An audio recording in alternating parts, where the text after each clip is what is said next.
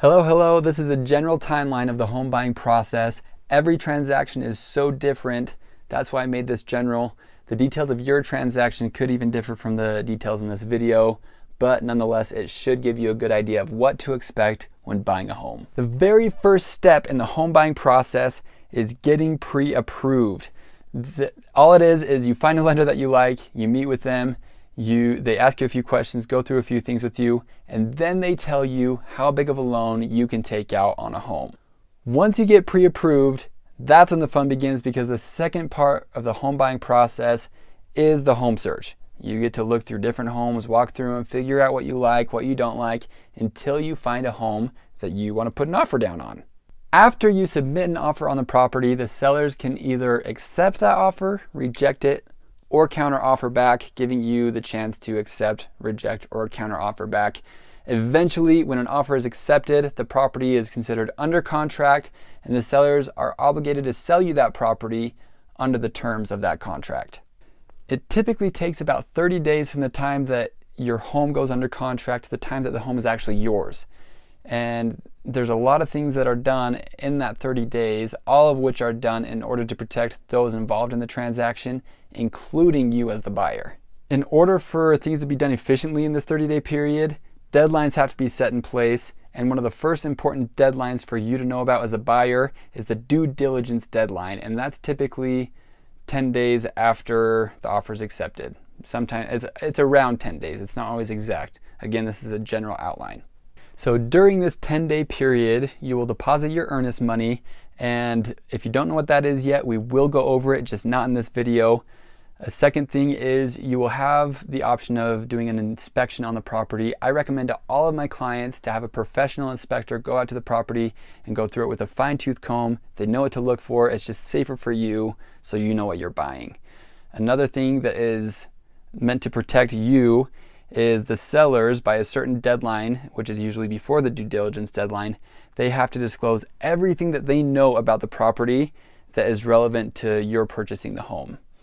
After you know all of these things, the inspection comes back, you have received the property condition disclosure by the sellers. You can then either accept the terms, accept the property as it is, or negotiate further, or just back out of the contract.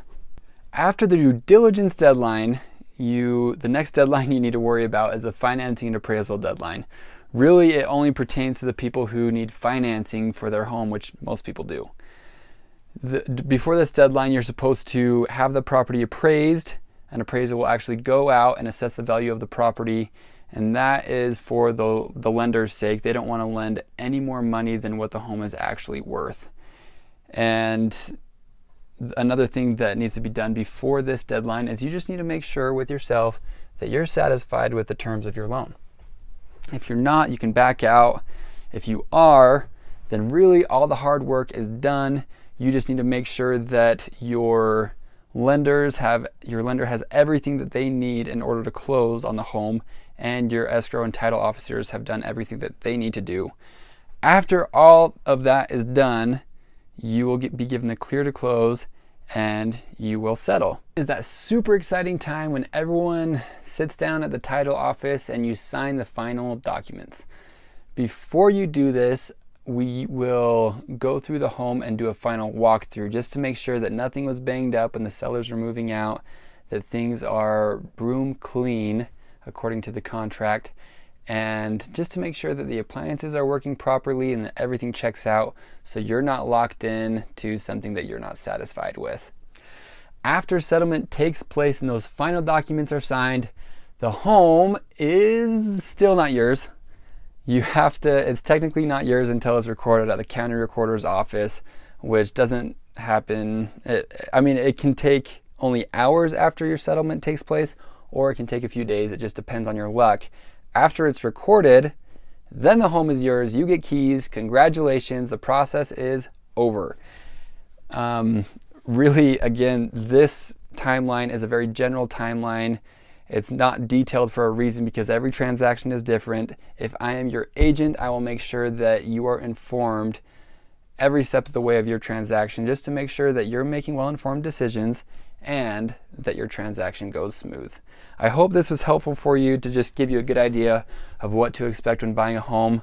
If you have any questions, let me know.